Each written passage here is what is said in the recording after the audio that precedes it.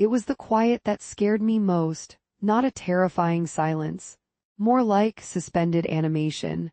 I remember how my breath used to hitch in my chest, a frantic bird trying to escape a cage of ribs. The world felt like a blurry, overwhelming rush, a constant state of almost panic, but today there is stillness, the kind that settles into the bones, a calmness that echoes in the chambers of my heart, my mind. It feels clear, like a pane of glass wiped clean. I used to chase thoughts, every fleeting worry, every half-formed plan. I'd cling to them, convinced they held the key to some future happiness, or averted some impending disaster. I was always searching, always just out of reach. But now, I simply observe. The thoughts drift through like clouds across a vast blue sky. I acknowledge them, I honor them, and then I let them go. No need to grasp. No need to control. I am healing.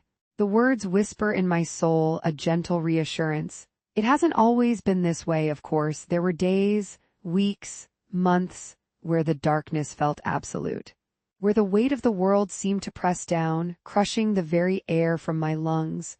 Days when I questioned everything, even my own worth. I remember the feeling of being lost in a labyrinth of my own making. Each dead end, each false promise chipping away at my spirit. I felt abandoned in a maze of my own design, but even then, even in the deepest shadows, a tiny spark remained, a flicker of hope, a refusal to surrender completely.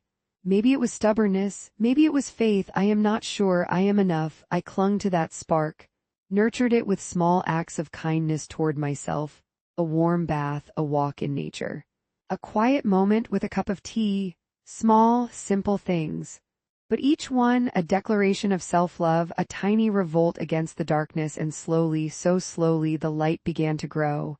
Not a sudden burst of illumination, but a gradual, steady warming, a gentle dawn breaking over a long, hard winter. The heart, the heart, that was the hardest part to calm. So many years of bracing for impact, expecting the worst. Building walls so high I couldn't see the horizon. I learned to listen to it, not to the screaming, the fear, the anxiety, but to the quiet whispers beneath, the longing for connection, the need for love, and I started to answer. I opened myself, just a crack at first, allowing a sliver of sunlight to touch the parts of myself I had kept hidden away. I started forgiving myself, releasing the guilt that I had held onto for so long. I am grounded. It's still a process. There are still moments of doubt, of fear, old habits and old wounds. I'm not perfect. The difference is now I recognize them, I acknowledge them. And more importantly, I'm kind to myself. I treat myself like I would a dear friend. I allow myself to be vulnerable, to be imperfect. And from that vulnerability comes strength. From that imperfection comes beauty. The world hasn't changed, not really, but I have. I used to try to control everything, to anticipate every possible outcome. Now I allow things to unfold. I trust the process. I trust myself.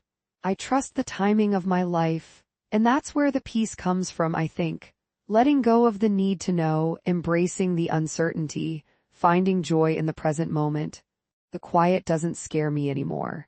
Now it welcomes me home. It shows me the stillness within. It reminds me that everything I need is already here. My mind is clear, my heart is calm, and in that clarity, in that calmness, I find strength.